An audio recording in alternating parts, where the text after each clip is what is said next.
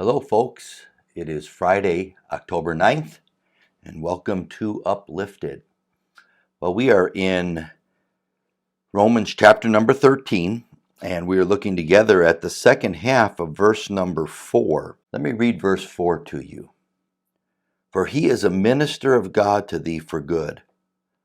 But if thou do that which is evil, be afraid. For he beareth not the sword in vain. For he that is a minister of God, a revenger, to execute wrath upon him that doeth evil. I said yesterday that it is the responsibility of authority to deal with evil. Of course, we're told over and over again, do good, be good, do right, obey. And when you don't obey, there's a price tag. Isn't it something that when somebody disobeys and their disobedience costs us, we want them to be dealt with. But we should have liberty to disobey, to do our own thing, no matter who else it affects? No. It is the responsibility of authority to see that that doesn't happen, to see that those situations are not taken advantage of. He says there, be afraid. And the truth is, we have completely lost the fear of God in our society today. I know as a boy, I was taught to have a proper respect and fear of authority. No, I wasn't abused, but I knew that if I disobeyed, if I crossed the line, I would be dealt with in one way or another. It goes on to say in verse number 5, for ye must needs be subject, not only for wrath. So he just told us, be afraid that the bearer of the sword beareth it not in vain. But then he says in verse 5, wherefore ye must needs be subject, not only for wrath, but also for conscience sake. And so he's saying here that we don't just obey because we're afraid. Now the truth is, as a young boy and as young people, often our obedience is in light of the fact that we do not want to experience any correction, any discipline. We don't want it to cost us anything. But as we grow and mature, our motive needs to also grow and mature. I'll just illustrate it with what I experienced. And as a young boy, if I committed certain acts of disobedience, I would be disciplined. I would receive a spanking, and for that. And I look back now, I'm very thankful that I was dealt with. I see the fruits of those who were not, and I'm glad that I was. But somewhere around the age of 12 or so, I remember one day that something happened. I can't remember exactly if it was something at school, but something I would normally expect to have been disciplined for. And I saw my mom start to cry. And watching her cry because of my actions broke my heart.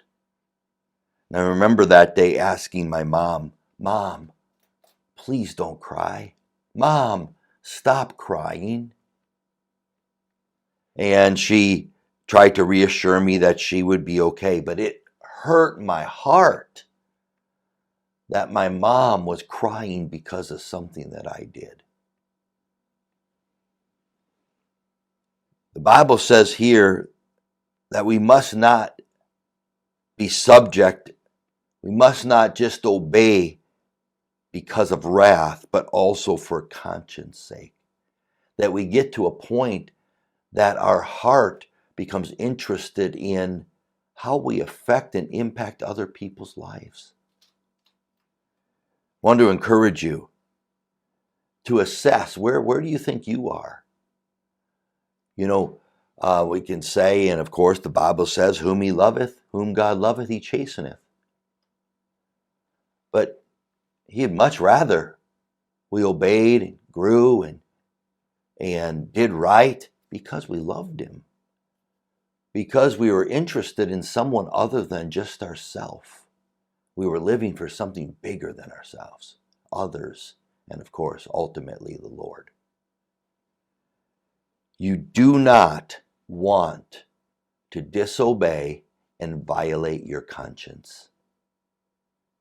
When you violate what you know, you can play ignorant, but God put in everyone's heart, we know what's right and what's wrong.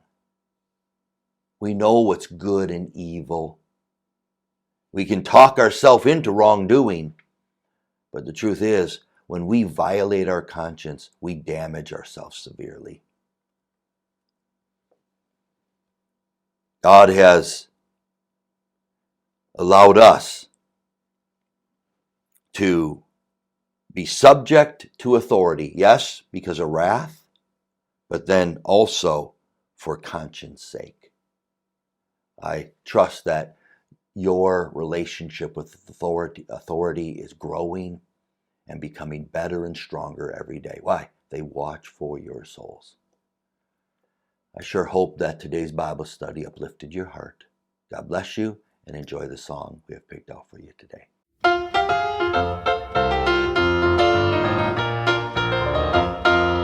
Once upon a time I was feeling mighty fine, and I said it in a happy song. I said it 'cause I told just how I felt, and my friends started singing along.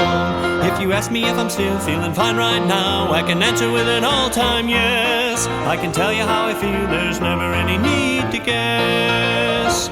Well, I'm still feeling fine after all this time. I'm feeling mighty fine today. Every day I'm climbing just a little bit higher, walking on the King's Highway.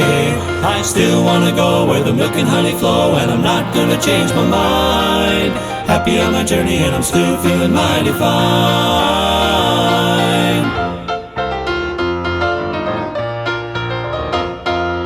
Woke up in the morning thinking about the journey, going to the promised land. Thinking about the songs that we used to sing, and I sing them all over again. God has never changed and the song remains, and heaven's still on my mind. I know where I'm going and I'm still feeling mighty fine. Well, I'm still feeling fine after all this time. I'm feeling mighty fine today. Every day I'm climbing just a little bit higher, walking on the King's Highway. I still want to go where the milk and honey flow, and I'm not gonna change my mind. Happy on my journey, and I'm still feeling mighty fine. Well, I'm still feeling fine after all this time. I'm feeling mighty fine today. Every day I'm climbing just a little bit higher, walking on the King's Highway. I still want to go where the milk and honey flow, and I'm not gonna change my mind. Happy on my journey, and I'm still feeling mighty fine. Happy on my journey, and I'm still feeling mighty fine. Happy on my journey, and I'm still feeling mighty fine.